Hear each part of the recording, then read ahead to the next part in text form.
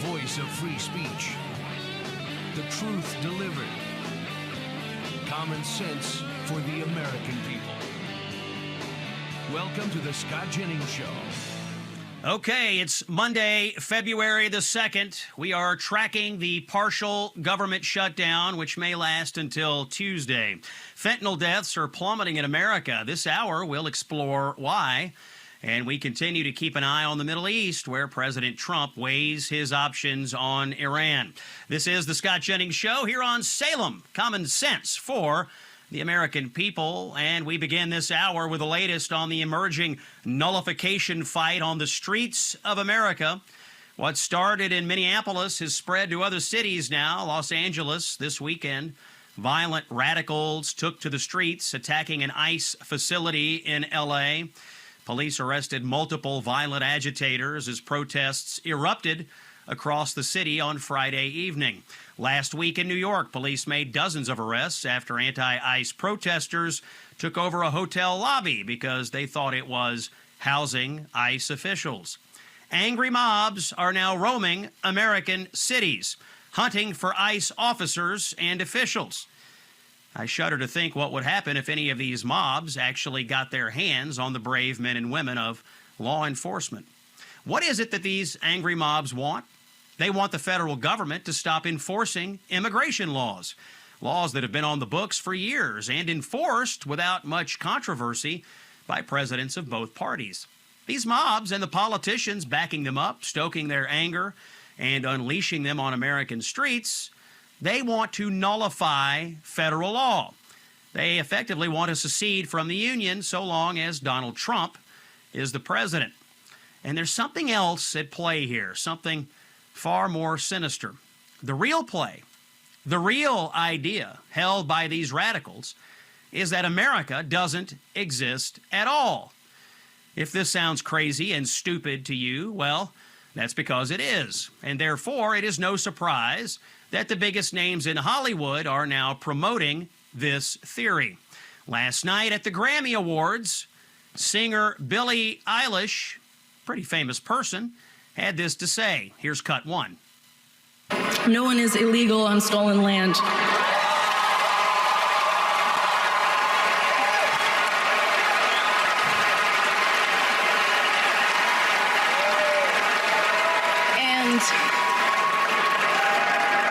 Yeah, it's just really hard to know what to say and what to do right now. And I feel really hopeful in this room, and I feel like we just need to keep fighting and speaking up and protesting, and our voices really do matter, and the people matter, and I'll say sorry.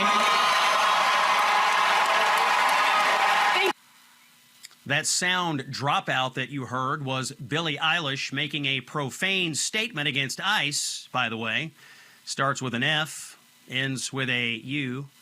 Very classy way to talk about the police, Billie.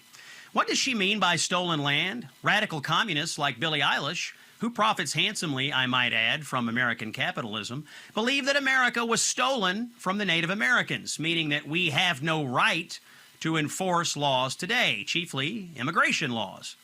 By the way, Billie Eilish lives in a $14 million mansion in Los Angeles on property that was once inhabited by the Tongva tribe. So far as we can tell, she hasn't taken any steps to return her mansion and surrounding property to its rightful owners, but we'll keep you posted. People like Billie Eilish are, of course, stupid, but what she says has influence, and what she means is that she doesn't believe the United States actually exists as a legal entity, as a nation. Oh, and you know something else. When Billie Eilish was in Ireland recently, she actually said this to her audience, cut 7. Well, as you guys know, I'm Irish, so it's cool to be here. I am not from here, obviously, but it's really cool to come somewhere and like everybody looks exactly like you. Oh, really? A white American telling a foreign audience she likes to go places where everyone looks like her? Sounds kind of racist to me. This stolen land business is a core belief of third world communist anti-colonial ideology. It's the same logic they use to argue that Israel doesn't have a right to exist either. They group people based on their victimhood status, oppressor versus oppressed. This ideology has worn many costumes lately: Free Palestine, Black Lives Matter.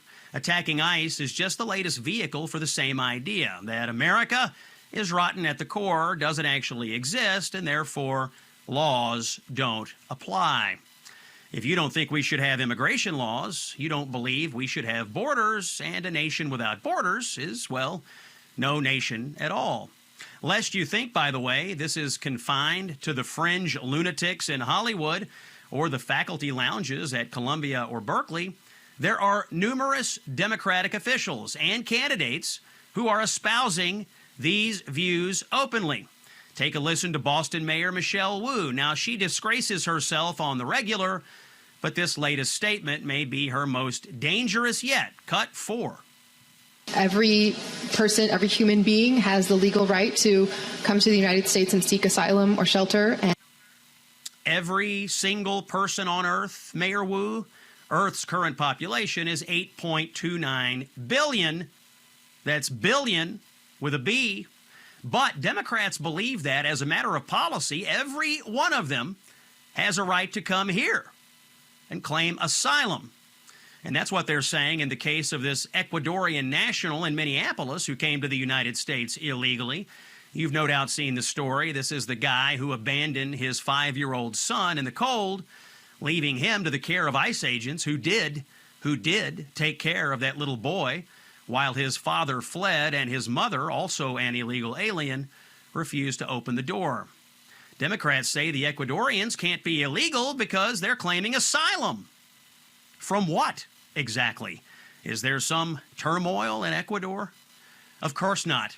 But that doesn't matter. These asylum claims, millions of them, are mostly bogus, and they are designed to simply overwhelm the immigration system and create another status for illegal aliens to evade deportation. Let's hear now from supposed moderate Democrat U.S. Senate candidate James Tallarico. He's in Texas. Cut number 3. America is the immigrant. America is the protester. America is the huddled masses yearning to be free. Make no mistake, dear listeners, this is the core of Democratic thinking on immigration. They do want them all. They want every third world person to come here, and they will fight like the Dickens to keep them here in America once they do. These leftists, these communists, and yes, these Democrats are trying to give away your country to every person in the third world. And for you, well, for you, they do nothing except call you racist, Nazi, and fascist if you resist their revolution. They attack your police officers. They tell you that laws shouldn't be enforced. They ruin your neighborhoods with crime. That is what they do for you. My advice, don't stand for it. Or before you can say stolen land, your country, the United States of America, will be gone.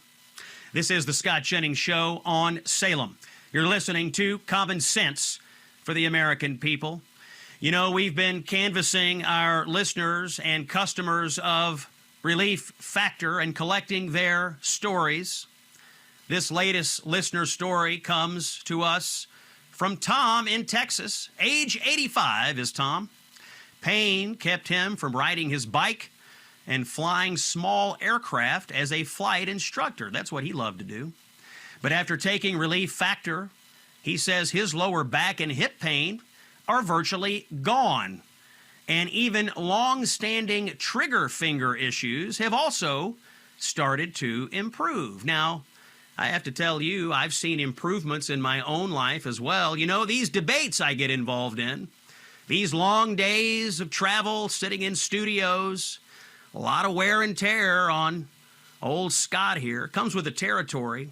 But I'll tell you, I don't have to deal with any physical pain from it because I've been taking Relief Factor. It keeps me feeling good, keeps away the everyday aches and pains, lets me focus on my job instead of how my body feels. I hear from listeners all the time who say the same things. They're still working, still pushing through their long days thanks to Relief Factor. If pain is holding you back, do the 3-week quick start. That's how it works. Call 1-800-4RELIEF or visit relieffactor.com. Coming up next, fentanyl deaths are way down in America. My next guest knows why. Stay with us here on the Scott Jennings Show on Salem. You've heard the narratives. Now get the truth. It's the Scott Jennings Show. Welcome back to Common Sense for the American People. It's Scott Jennings.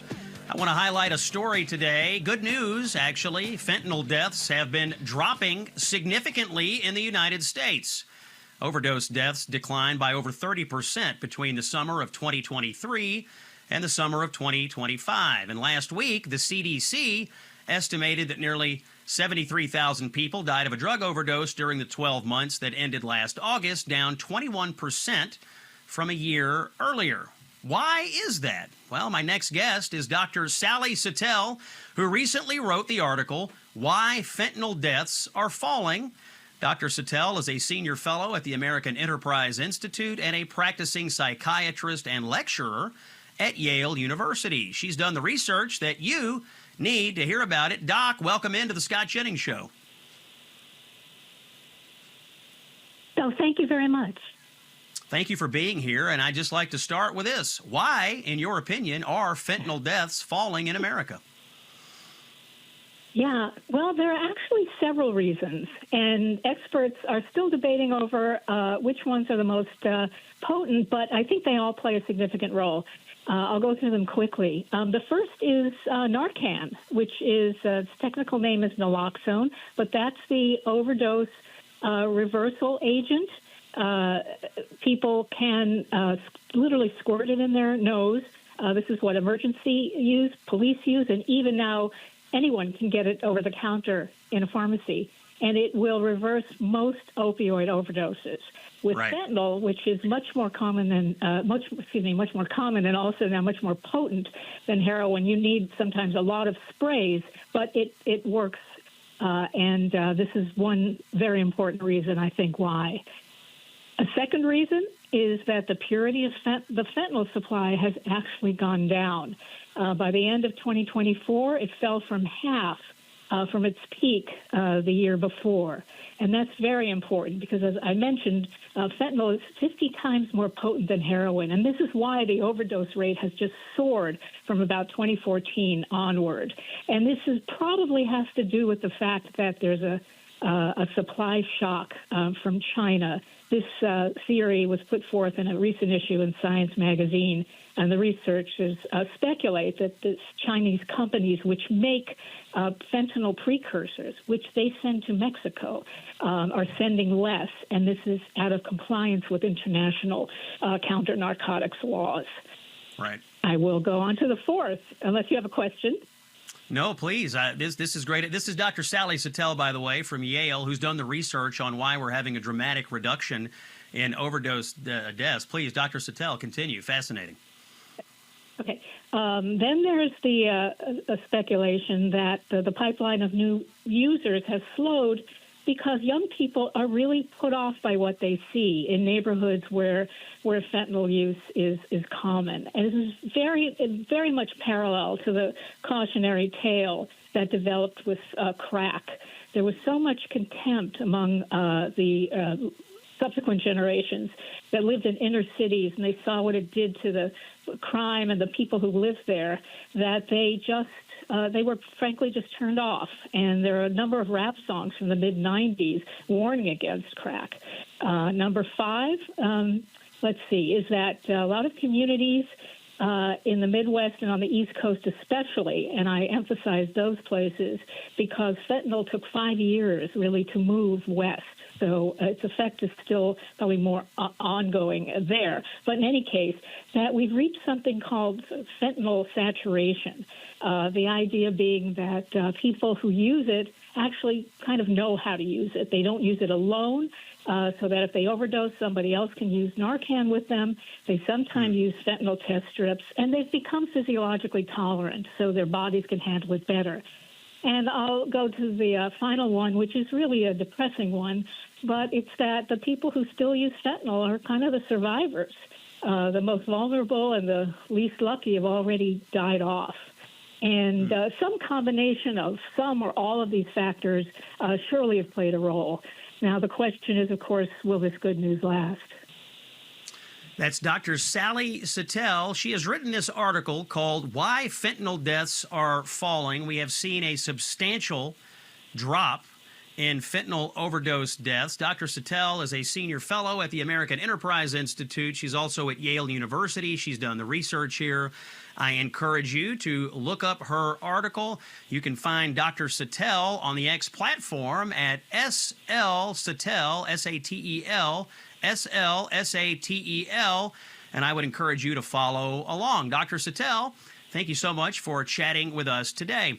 We're going to take a break. When we come back, we've got to talk about the, thank you, yes, we're going to talk about the government shutdown. Congressman Rich McCormick of Georgia is here. We'll get the latest from Washington. It's Common Sense for the American people. Scott Jennings is here. Stay with us. Hey, it's Scott Jennings. You know, depending on where you live, crime may be skyrocketing, and you may already own a firearm. But before you face the financial, legal, and emotional weight of pulling the trigger, there's a smarter option. It's called Byrna. That's B-Y-R-N-A. Byrna makes a less lethal launcher that fires tear gas and kinetic rounds designed to stop an attacker for up to 40 minutes. That gives you time to escape and call for help without deadly consequences. Their best-selling compact launcher is sleek, slim, and incredibly powerful. It's about the size of a smartphone, and it is ideal for concealed carry. It's comfortable, discreet, and confidence-building. It fires at 400 feet per second with serious stopping power, enough to shut down a threat fast without the legal and moral complexity of lethal force. Byrna is proudly American. Over 80% of the components are U.S. sourced. Every Byrna launcher is hand-assembled in Fort Wayne, Indiana. With over 750,000 of these things sold worldwide, Byrna is best in class. It's legal in all 50 states. No background checks. Comes right to your door. Learn more at Byrna.com, Byrna.com. Ready for more common sense? Here's CNN's senior political commentator, New York Times best-selling author, and America's favorite political pundit, Scott Jennings. It is Monday, February 2nd. Joining us in a moment, Congressman Rich McCormick of Georgia. We'll get the latest from him on the government shutdown, the partial shutdown. First, a word from our partners at Child Help. I want to tell you a story that Child Help sees far too often. It starts as a game, kids logging on after school, talking with friends and having fun. Then someone else joins the conversation. At first, it doesn't feel wrong. It's just compliments and curious questions. Hey, someone's paying attention. But over time, the messages become more personal, and then they become private, then secret, and then uncomfortable. That's how online grooming works, not with overt force, but with trust. By the time the child realizes something is wrong, they get scared. They get scared to tell their parents, scared they'll be in trouble, scared they'll lose their devices or their friends. This is where Child Help steps in. Child Help's life-saving programs focus on prevention education, intervention and treatment, helping kids recognize grooming behavior before it turns into abuse, and helping parents know what warning signs to look out for. They teach kids that secrets about bodies aren't okay. They teach parents how grooming actually happens, and they help families take action when something isn't right. This isn't about fear, ladies and gentlemen. It is about preparation.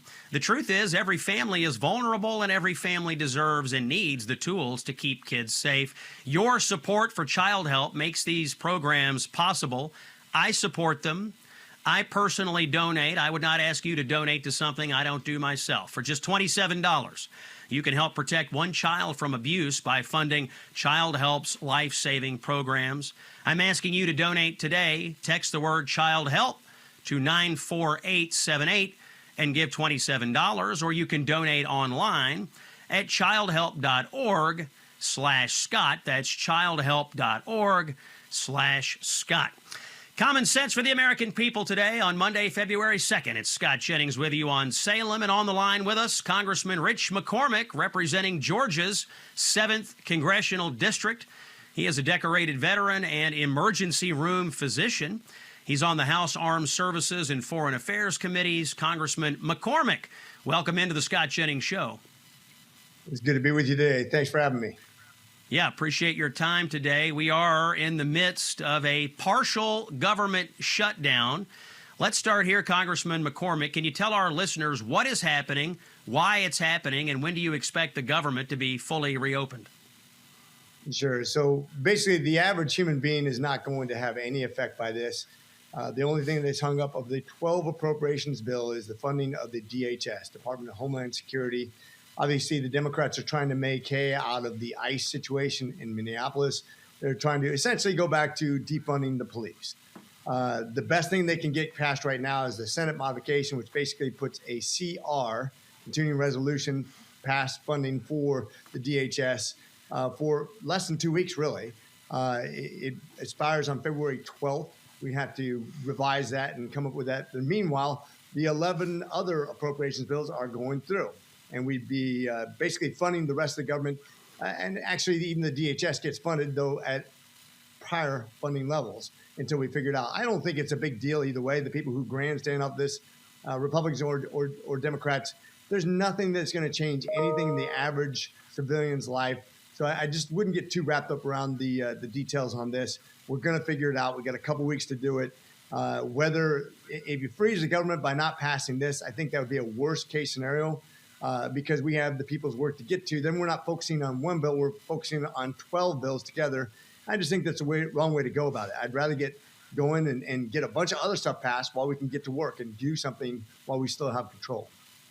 Congressman, something that is noteworthy, and I don't think it's gotten enough attention, is the fact that under House Republican control right now, and for the first time in many, many, many years, all 12 appropriations bills have passed individually. You are funding the government in regular order, exactly the way you're supposed to do it. Normally, we have to group these things together in omnibuses and so on.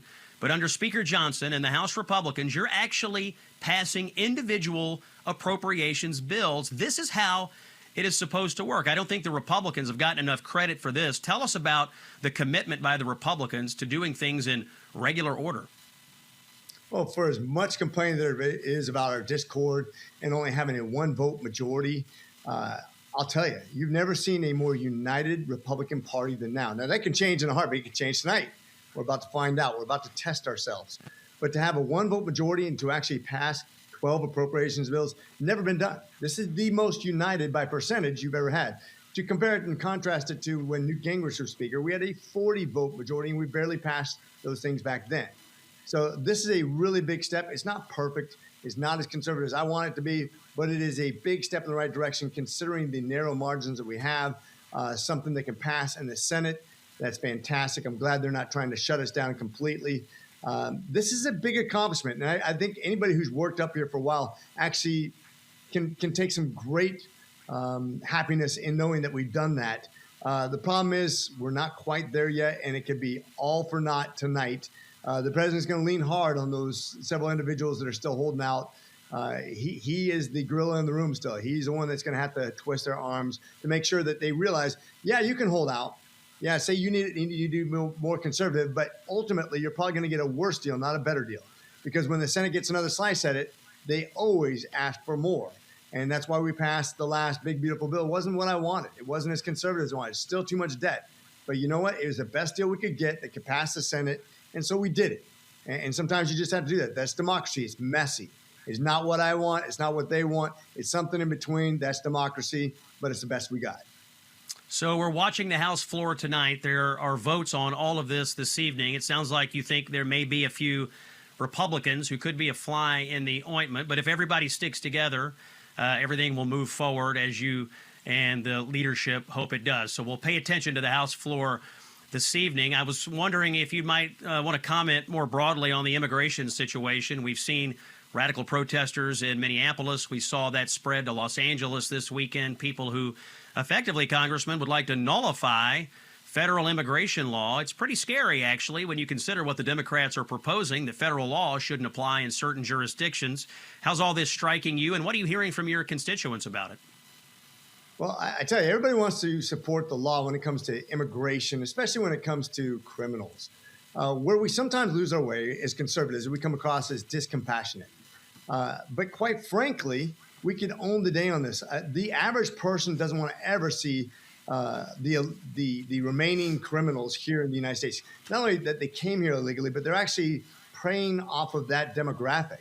As a matter of fact, it was the immigrants, even the illegal immigrants that were already here, that were resisting further illegal immigration from the southern border as competition. Also, the criminal alien that actually comes over here and preys off that demographic, the child traffickers, the rapists, the murderers, the criminals who do drugs and dole out drugs. Everybody wants to see them out of the United States. Now, I think there's some debate over exactly the people who've been here for 30 years, that have employees, that have a son at MIT and married to an American. That's where it gets a little bit squirrely, and that's where we have to be very careful, because we could lose a significant portion of the Hispanic support that we've gained, because they want a secure border too. They don't want criminals here either. But when you have liberal organizations texting people in my district, middle schoolers, saying we need to rise up against ICE, we need to stand up against these horrible people. You see how they're kind of stealing this idea of compassion, that they're doing the right thing somehow, as if they're teaching them civil discord. You know what you should be teaching them? If you don't like a law, study the Constitution, study legislation, study how you change laws. Don't teach our kids how to be political. Teach them how to be law-abiding citizens, that actually know how to control government, how to change government, and how to be of the people and by the people. And then we'll teach them something worthwhile in schools rather than just civil disobedience. Yeah, some of this video coming out of certain schools that have shut down and sent their students out to protest against ICE. These messages you're talking about where they're teaching students to hate law enforcement officers. They are trying to radicalize these kids and make them hate the police and make them hate the idea that we have law and order in society. I think you're right to call it out. Congressman Rich McCormick of Georgia is our guest here on the Scott Jennings Show. Congressman, you are a doctor by trade. I know you've been working on this policy with the administration a little bit. Can you tell us about what President Trump is doing on prescription drug prices? We've heard a little bit about the Trump RX program. What can you tell us about that and the administration and the Republican Party's overall efforts to get drug prices under control for American consumers? And so this is a huge step in the right direction. We have a lot to work on, a lot to do with the insurance premiums as well, which is not covered by this particular part of the healthcare plan, which he has a bunch of things that he's addressing at once. When it comes to pharmaceutical pricing, when it comes to sales, that when we purchase drugs, that we get most favored nation status, so we get the same prices as everybody else, and that they're the best price out there. We are a massive consumer. This should always be reflected in our purchasing power. We should always have pricing transparency. When you go to buy your drugs, it shouldn't be one price at CVS, one price at Walgreens, one price somewhere else, and that you just have to figure out where. He's trying to give you pricing transparency that you can pay either out of pocket or with your insurance policy, that it's the best price no matter where you buy it and how you buy it, that you get the best price. We keep on getting robbed. When I was a physician, if I gave you a prescription, it could be for an antibiotic, for example, and you go fill it, you're going to pay and I'm make up these numbers, but this is just an idea what could happen. You pay your $10 copay, you turn in the rest of the insurance maybe charges for that antibiotic $90. Then the insurance company says, well, I'm going to pay that $90 and I'm going to upcharge that by 10% for your premium. Now you essentially paid $110 for that prescription. If you would have paid out of pocket, the cash value, it would have been as much as about your deductible, which is maybe a $10 copay. And that's what I'm talking about. We've been trained to harm ourselves in this pricing index. This will give us the ability and the habit and the resources to actually pick the best pricing and stop pilfering the American people by our premiums and by the pharmaceutical companies that really don't care. If you look at the top 10 companies in America, the Fortune 10, if you will, 4 of them are either big pharma or big insurance. 7 of the top 20, they're making record profits, 240% more than they used to make before the Affordable Care Act. This needs to stop. This is a big expense, the biggest expense for all Americans, biggest expense for government, second biggest inflationary cost, second biggest expense to all businesses. This is the thing we need to address. Congressman Rich McCormick, Georgia's 7th District, articulate conservative and a fighter for American values. Thank you for joining us on the show today, sir. We're going to take a break. First, a word from our friends at Done with Debt. If you are in debt and you are stressed about getting out of it, it is time to do something here. You need to listen to me. Done with Debt is one of the best organizations I've ever seen at navigating debt relief. In fact, last year was a record year. They enrolled over $102 million in debt for our listeners and other Americans. Done with Debt tracks credit card and loan company behavior. That makes them experienced at knowing who is negotiating different contours of debt relief and when, and they know what it takes to get you the biggest reduction possible. Done with Debt will get you through every step of the process. Imagine waking up without the weight on your shoulders. Don't wait for someone else to help you. They won't. You have to help yourself, and do it by visiting donewithdebt.com. Talk to a debt specialist. It's free to do that, and it takes but a few minutes. Go to donewithdebt.com. When we come back, I'm going on a cruise. I want you to come with me. You'll want to hear the details. It's Scott Jennings here on Salem. He's the author of the best-selling book, A Revolution of Common Sense. Here's Scott Jennings. Monday, February 2nd, broadcasting live from Palm Beach Gardens, Florida.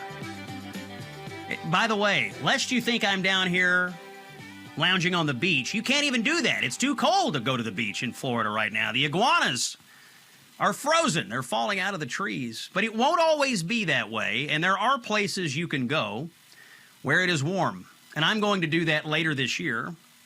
I'm going on a cruise, and I want to personally invite you, our listeners, to join me, along with my colleague here at Salem, the legend Mike Gallagher, for a powerful week on the Gulf of America cruise.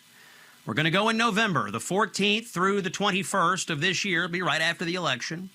We're going to cruise through crystal blue waters and visit incredible ports like Half Moon Cay and Cozumel. And we will enjoy the first-class hospitality of a luxury cruise ship. It is a luxury ship, by the way. I would never get on a ship that wasn't a luxury cruise ship, and we would only give you the best ship to board. All week, you'll have time to meet with me and Mike Gallagher. We're going to have meet and greets, receptions, photo opportunities, Q&A sessions. You're going to hear a lot of behind-the-scenes stories about what Mike and I do here at Salem, about what I do at CNN and what I do in my regular life. You're going to hear some things on this cruise ship that you just wouldn't hear on the air. You'll be immersed in inspiring keynote speeches and in-depth policy sessions as we enjoy real connection designed to strengthen your resolve as we mark the 250th anniversary of our nation. That's really why we're doing the cruise. It's kind of a celebration of America 250, and I do not want you to miss it. I want you to sign up today, and I want you to look forward to this cruise all year long. We'll be in the Caribbean, and you will be cruising with like-minded people who care deeply about our country. You cannot delay. People are signing up like crazy. You must reserve your cabin today. Text the word cruise to 94878. That's cruise to 94878, or go to scottjenningsshow.com and click on the Gulf of America cruise banner. So to sign up, and you should sign up, we're going to have a fun time, text the word cruise to 94878, or go to scottjenningsshow.com and click on the Gulf of America cruise banner. We take off in November.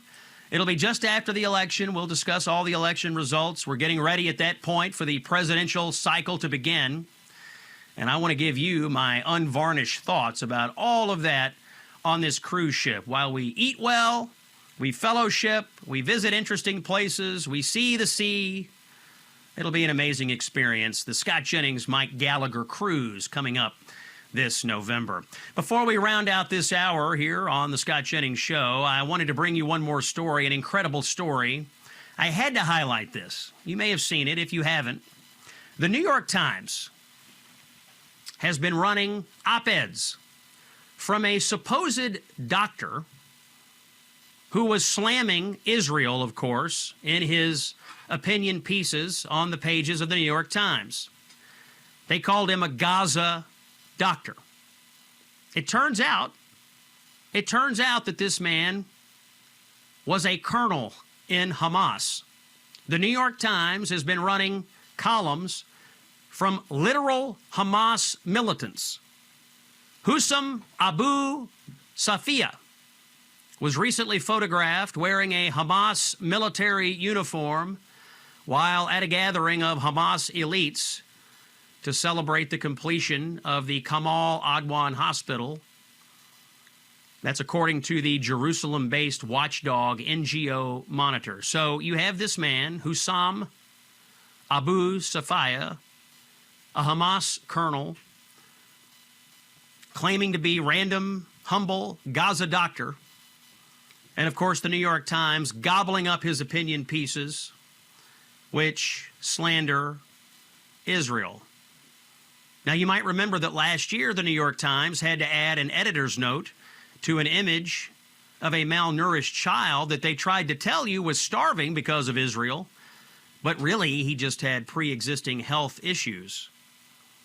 They were part of a propaganda campaign then, and they are now having to admit they were part of a propaganda campaign by running 2 op-eds from a Hamas colonel.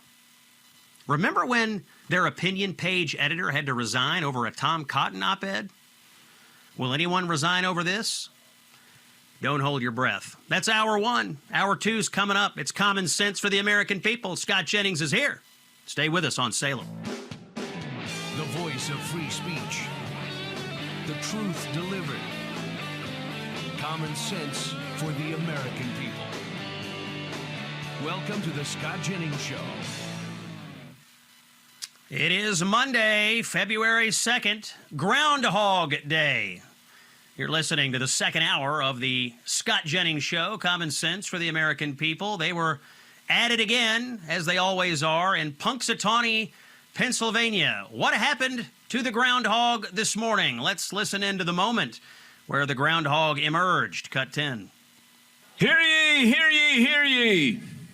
Now on this February 2nd, Punxsutawney Phil, the seer of seers, prognosticator of all prognosticators, was awakened from his wintry nap at dawn on Gobbler's Knob. Phil looked to the skies and then, speaking in groundhogese, directed President Dunkel to the proper scroll, which reads, "It's my great honor to answer your annual call. So I rise again this morning to greet you all. But today I wake thinking of numbers and time. America turns 250 and I'm at least 139. Let's celebrate all, young, old, babies, or millennial, and kick off America's semi-quincentennial. We look to the future and not just the past. So I suppose this party could use a forecast. It is my job this February 2 to look to the skies and report back to you that there is a shadow here on my ground. 6 more weeks of winter abound.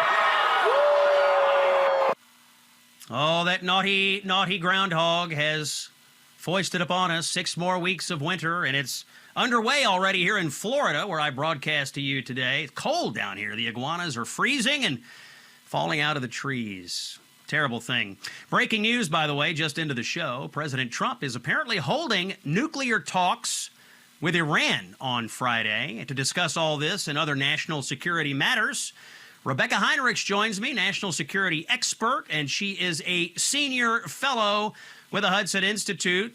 Welcome back to the show, Rebecca. You are the official national security correspondent of the Scott Jennings Show. We're glad to have you. Such a privilege to have that title. Good to be here.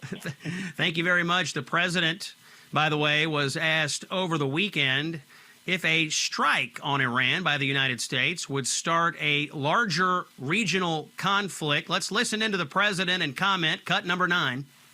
Why wouldn't he say that? Of course you're going to say that, but we have the biggest, most powerful ships in the world over there, very close, a couple of days, and hopefully we'll make a deal. If we don't make a deal, then we'll find out whether or not he was right. The president speaking from Mar-a-Lago. Rebecca, what do you think? What do you think about the talks? What do you think about the American military buildup in the Middle East? I think it rhymes a lot with what was happening leading up to President Trump's initiation of the operation to arrest Maduro in Venezuela. There was, of course, a massive military buildup. President Trump always had an open hand for diplomacy. And if you remember, Scott, President Trump spoke directly with Nicolas Maduro 1 week before the operation that came in and arrested Maduro and now brought him back to the United States. So I think that President Trump is obviously engaged in some coercive diplomacy. I mean, just a massive amount of air power, naval power surrounding Iran. The Ayatollah is the only person in Iran that actually has the authority to make decisions about the nuclear program. And so I think talks that don't involve him are really just smoke and mirrors anyway. But the Ayatollah himself, of course, has spent the last several weeks mocking President Trump and threatening retaliation against the United States on Twitter. So it's not a good situation for the Iran regime. And I think we're really close to something happening where the United States does intervene militarily. The word is that tens of thousands of protesters who want regime change in Iran, the people who are bravely out protesting the Ayatollah in the streets, have been slaughtered by the regime. Let me ask you 2 questions, Rebecca. Do you believe these reports? Do you think the numbers are really that high? And number 2, on the idea of American strikes, if I were the president, I guess the question I would have is, if we strike the regime, what are the targets and can we guarantee that the regime would fall? What say you about those matters? So great question. So on the first one, I do believe that the numbers are very, very high. It'd be impossible for me to know exactly how many innocent protesters the Iran regime has killed because they had this internet blackout. So they didn't even want anybody outside Iran to know what was going on. We do know that there were tens of thousands of protesters who were in the streets and who lost their lives. We heard some reporting that came out that for anybody, any member of a family who knew that they might have had a young one who was killed, had to pay the regime to even get the body back. And so we know that there is a massacre. And we know that President Trump has been very consistent throughout that if there was a massacre, that the United States would intervene. And President Trump encouraged the protesters to keep going. And President Trump has periodically said that the days of the Ayatollah are coming to an end and there does need to be a change in the regime. The second part of the question, I think that this is still an organic effort to overthrow the regime on the part of the Iranian people. I think we should keep it that way. So, you know, anything that the United States does would be in support of the Iranian people. And so there are some targets that we could hit that would just support what the people are already doing, trying to overthrow the regime. We can hit the IRGC targets. Those are, of course, the military core that supports the regime. You've got the Iranian military, and those folks, the standing army, care mostly about the Iranian country sort of as it's the country, but the IRGC protect the mullahs and the Ayatollah. So if we can go after those guys and then go after their missile force, which, of course, the Chinese have helped the Iranians continue to build their missile force. That would be very clearly in U.S. interest to do that, and it would further weaken the regime. I cannot guarantee that we would overthrow the regime and there'd be something better there. Obviously, that's going to be up to the Iranian people. But from an American interest perspective, those would be our targets that we would want to take out, Scott. Rebecca Heinrichs from the Hudson Institute is our guest. More breaking news, Rebecca. The president had a phone call, he says, with President Modi in India, and he's got an agreement to end all Indian purchases of Russian oil. This is a massive loss for the Russians. I guess India is going to buy oil from Venezuela. What's your reaction to this breaking news out of the president? Well, first of all, it's wild, Scott. This is, if people could fully understand just how wild this is. So I just had the privilege of going to India a few months ago. Well, it was before the President Trump was reelected. So I guess it's been a year since I've been there. But I had many meetings with Indian officials. They clearly wanted a good relationship with the United States. They were excited about President Trump winning the election.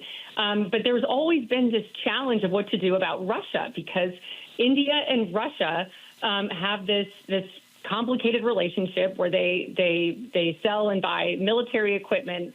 And from my perspective, it's always been a good thing to have a good relationship with India because it creates a problem for China.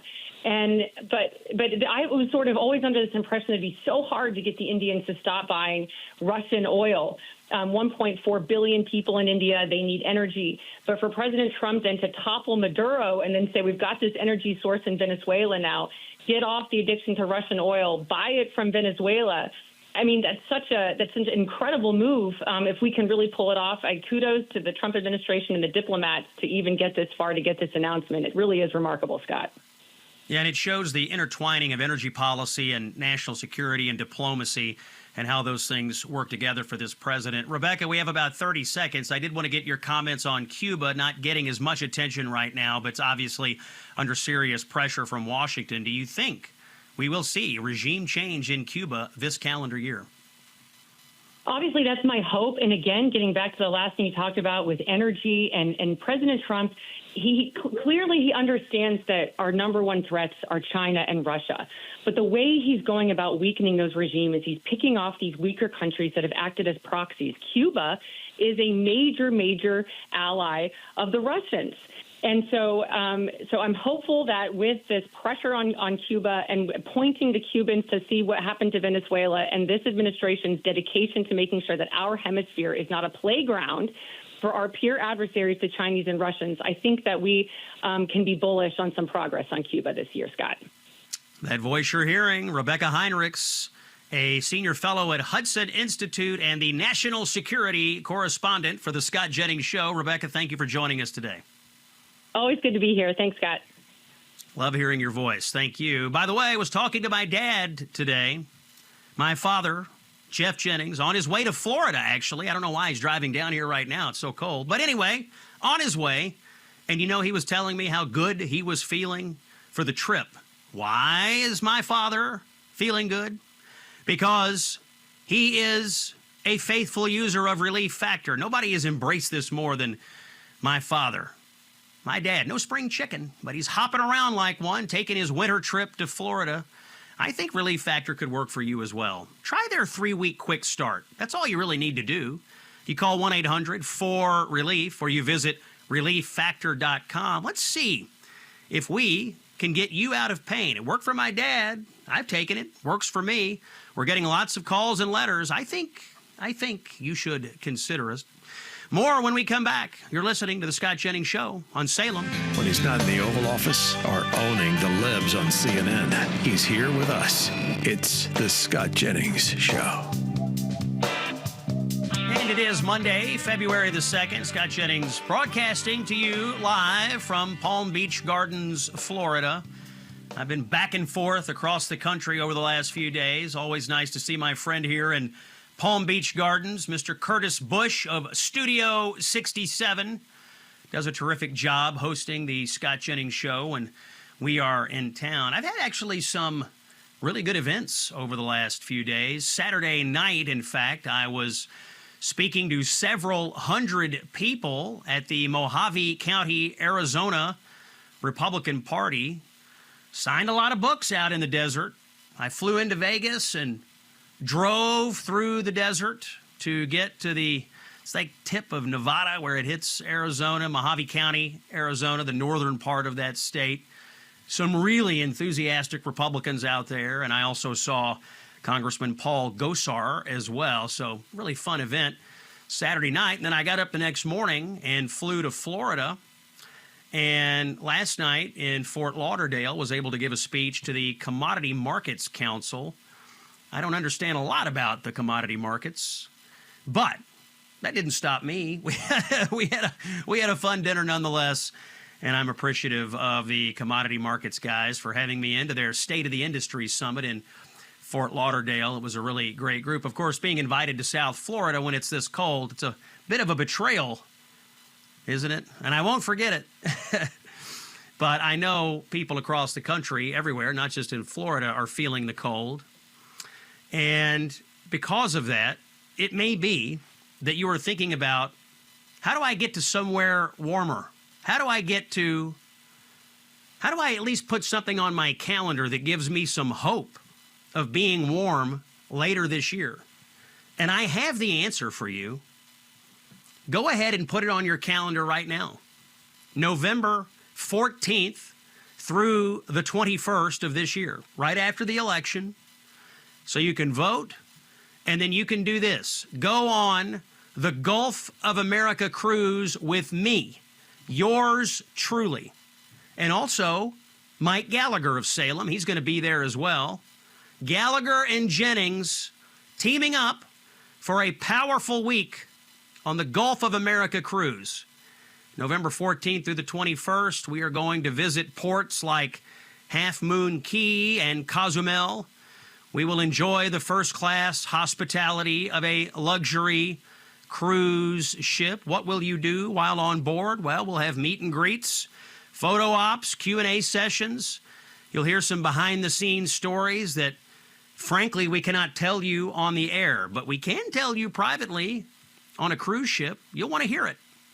You'll get keynote speeches and in-depth sessions every day as we enjoy real connection with each other, designed to strengthen your resolve as a conservative, and also designed to strengthen your patriotism. After all, the reason we are doing this cruise is in honor of the 250th anniversary of our nation. I think that's going to be a theme on the cruise ship, America 250.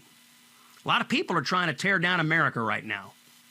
A lot of celebrities, a lot of Hollywood types, a lot of liberals, a lot of people are trying to tear down our country. They're trying to tell you our country doesn't really exist, that it doesn't really have borders, that we don't really have laws, that we're all living on stolen land and all this nonsense. But I know you, the listeners of this program, love America.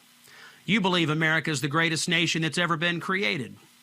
And you want to do things to celebrate that. And I cannot think of a better thing to do than to put this cruise, the America 250 cruise, on your November calendar. We're going to go in the Caribbean, and we're going to do it as like-minded conservatives who are going to commit to strengthen our resolve to protect this country and fight for what's right and fight for what we believe in. I want you to reserve your slot today. You better do it. People are signing up like crazy.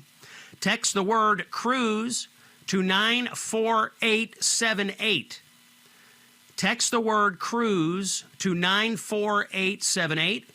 Or if you would prefer, visit scottjenningsshow.com.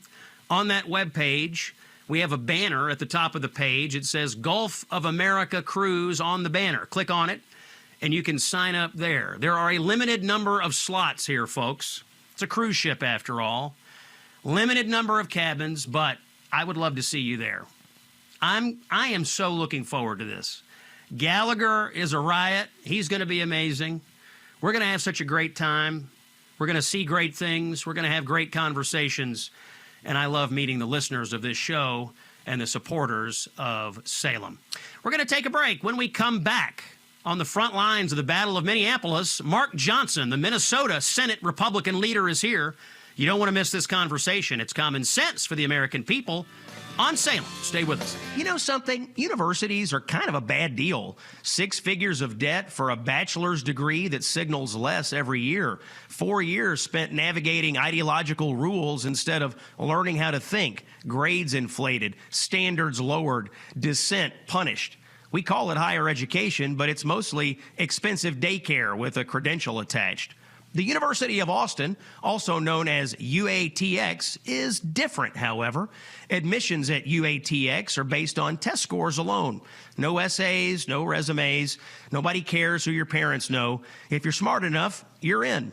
UATX students turned down UChicago and fled Barnard to complete a demanding Great Books core, including Aristotle, Shakespeare, de Tocqueville, alongside real math, science, economics, and AI. Classes are small, professors actually know your name, grades aren't padded, excellence is measured and rewarded.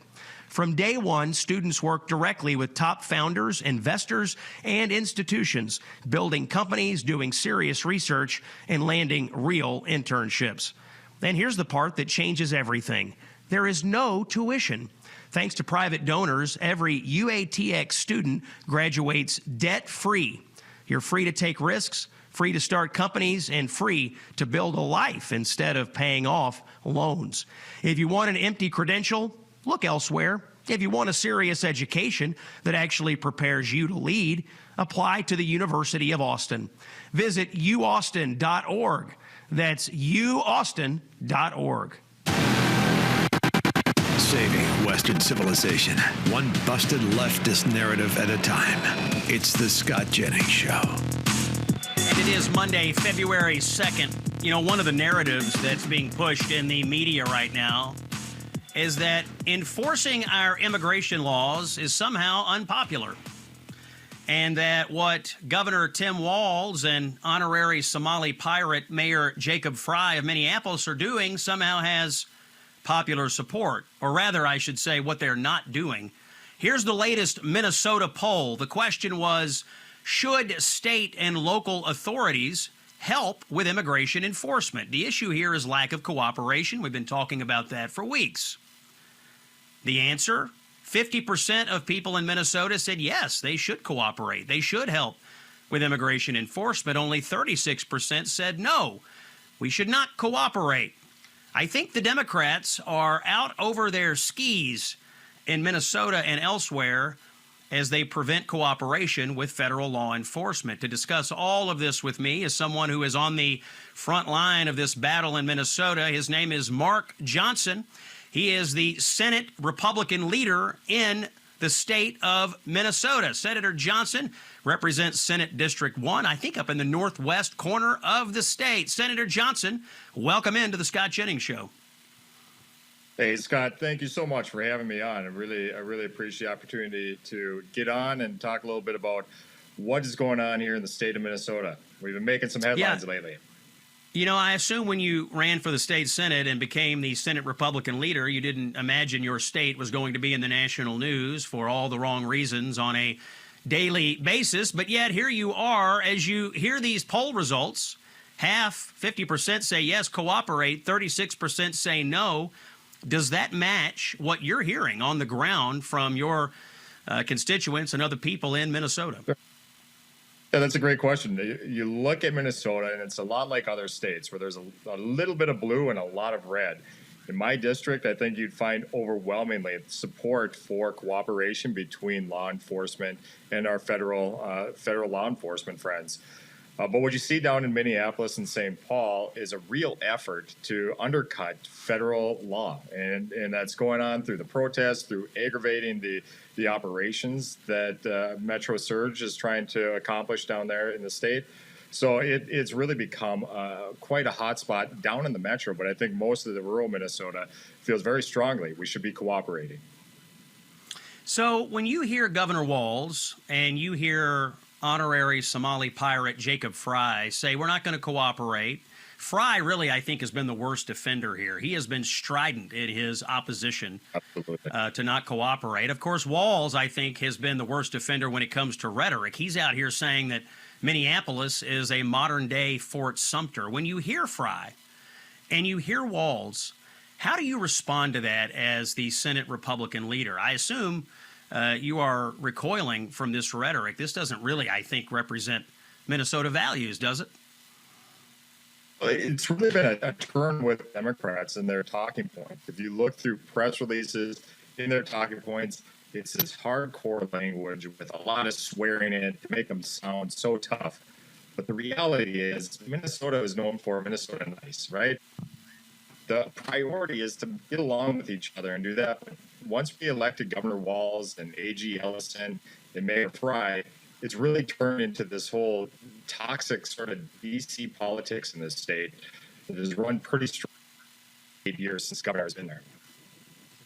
That voice you're hearing on the Scott Jennings Show, that of Senator Mark Johnson. He is the Minnesota Senate Republican leader, so he's the one fighting Governor Tim Walz and Mayor Jacob Frey and the other liberals in Minneapolis on a regular basis. Senator, where do you think this all ends? The White House has been pretty clear. They want cooperation. They'd like to take illegal immigrants out of the jails. They don't really want all these ICE agents, I think, on the ground in Minneapolis. The only reason they're there is because they can't get cooperation in the jails. Do you think there is any chance whatsoever that these Democrats in Minneapolis come to their senses and say, you know what?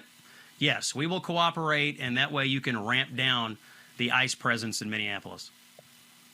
That's the frustrating part, is it's so simple. From the very beginning, this had a very simple solution to it. And other states have figured out how to do that. Unfortunately, Minnesota, with Governor Walz and AG Ellison, they've really made it their mark, and their key is to fight back and make it look like they're fighting for some cause, but it's the wrong cause. And we are really paying the price, both financially and just the atmosphere of the state as well, with the vitriol that's going on, splitting up the state the way that it is. It's really become a very difficult environment in Minnesota. Senator, I saw some video today of people in Minneapolis. I guess I don't know where they're from, and I don't know who they are, but just random people setting up barricades and blockade checkpoints on streets where they're basically, you pull up to the barricade and then they run your license plate through some sort of a check to make sure you're not with ICE before they will let you pass. Can you explain to me how in the world this is being allowed, how in the world this is legal, and is there anything legislatively that can be done to make it clear that random people don't have the right to stop you and run your license plate when you're driving around Minnesota? Yeah, you're right. And we saw something similar to that during the George Floyd protests, when the city really turned into just anarchy in Minneapolis and parts of St. Paul. We're seeing that again now, and clearly that's illegal. It's violating many statutes and just local ordinances on that.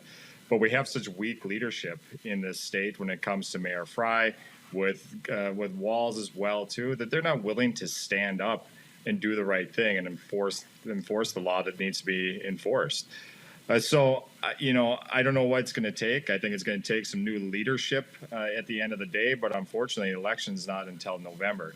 And our mainstream media in the state is doing a great job of covering up the tracks of Frey and Ellison and Walz himself. And so it's going to be a battle that we're going to have to fight until November. It's amazing to me that these people can run these illegal checkpoints, and yet you never see the cops come by. I mean, it looks like they have been ordered to stand down when it comes to stopping these radicals on the streets of Minneapolis. I hope that's not true, but that's what it appears to an outside observer. You referenced the Minnesota media. They've also done, I think, a great job of covering up the massive fraud scandal that's going on in Minneapolis. In fact, I'm going to play for you a clip, Senator Johnson, of your governor, Walz, who says all this fraud that we know about was just made up. Let's hear cut 8. Mentioned this fraud investigation and the reason that they're here. Is there anything you think, when you look back, you could have done differently to prevent them from showing up and doing what they're doing here? No, they were coming anyway. It was all make believe that we'd been at it. Every state had this, and look, I do think there has to be accountability in this. No one in state government was implicated. This happens all over. People did this. We got it caught. We put them in jail or whatever. Okay, he first said it was all make-believe, but then he said it happens everywhere, and then he said some people went to jail. Senator Johnson, for the record, was there a massive fraud going on against the taxpayers of Minnesota on a number of fronts? A, can you confirm that? And B, do you believe people in state government have been implicated, should be implicated, and should go to jail? Scott, absolutely there is fraud here. The prosecutor, Joe Thompson, has charged out well over 72 cases on this particular item itself, just on the fraud in Minnesota. He's estimating somewhere around the realm of $9 billion. Now, this is from a prosecutor. This isn't political bias discussion or talking points. This is reality in the state. And for the governor to go and try to change what the truth is with something like this, I hope every Minnesotan gets a chance to see this clip. This just, it should make people irate on what they're doing to using people as pawns. Of course there is fraud going on in this state. Of course Governor Walz knew about it, but he let it go for at least 8 years. And so this just brings me over the top on something like this. It should not be happening here in this state. And to be clear, this fraud is happening in state government. It is happening in the Medicaid program. Ultimately, it is the governor and the executive branch that is responsible for the Medicaid program, and for Tim Walz to wipe it away. Well, I'll just tell you, it's been my contention and others that one of the reasons you're seeing all of this stoking up of these radical protests over immigration enforcement was to take people's attention away from the fraud scandal. Remember, this scandal, if it were make-believe, Tim Walz would not have abandoned his reelection campaign. That's number one. And number two, he clearly doesn't want responsibility for it because, as you say, and I think you're right, he just completely looked the other way. And in fact, there's some whistleblowers, right, Senator, in state government that say they were punished for raising issues. Oh, you're absolutely right. You're absolutely right on all accounts there. And then you go back to like, well, okay, if he's head of those agencies, he should also be holding those agencies accountable. And like you said, you brought that point up, he's not.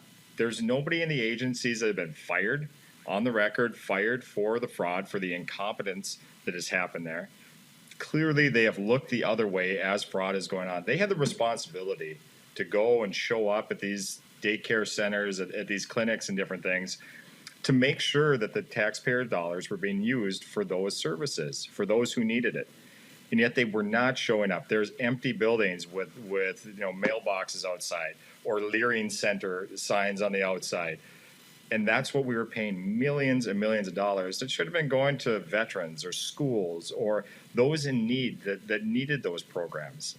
And so for the governor to simply, be complicit in these protest things, really stoking things up, it's pretty politically convenient for him right now to have this going on in the state.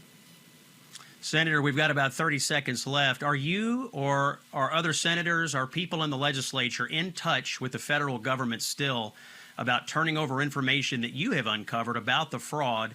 Are you providing them with information, and do you think we're going to see more indictments and more to come from the feds in holding people accountable in Minnesota?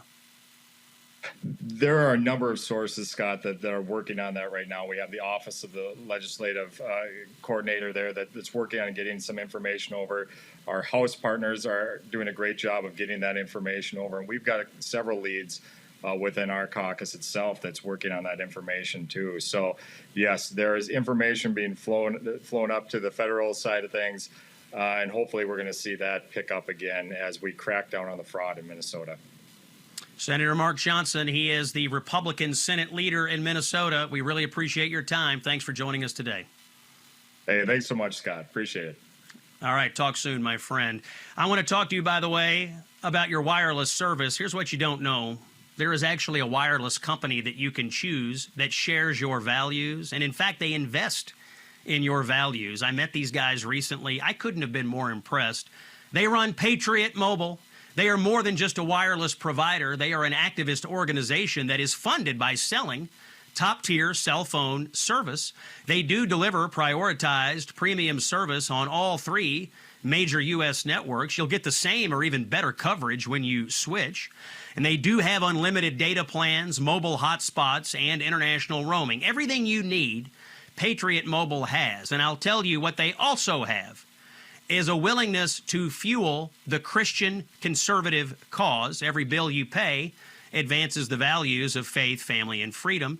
Take a stand. Go to patriotmobile.com/Scott or call 972-PATRIOT. Use promo code Scott. Get a free month of service. patriotmobile.com/Scott. Make the switch today. When we come back, Doge got something right on uncovering some fraud in the African Development Foundation. We have that story next. Fighting the left with the best weapon we have, common sense. This is the Scott Jennings Show. Home stretch here on Monday, February 2nd. Common sense for the American people. Scott Jennings is with you. Following up on a story, you know, back in the Doge days, the early days of Trump 2.0, there was a lot of investigations going on by Doge of some of these NGOs that were linked to the foreign aid industrial complex. One of them was called the African Development Foundation, and Doge went over there and they locked the doors, and Doge was kept out, and they were held up as a symbol of the resistance. They were fighting against Doge. Well, it turns out that the African Development Foundation CFO has now admitted that he routed money to a friend's African pass-through organization in exchange for kickbacks, and he has pled guilty to all this. On the story, joining us, Luke Rosiak is an investigative reporter at the Daily Wire. Luke, your team has been following this story since day one. Tell us about the saga of the African Development Foundation, which, as it turns out, was corrupt, correct? Correct. Thank you for having me, Scott. So it's actually not an NGO, it's a GO.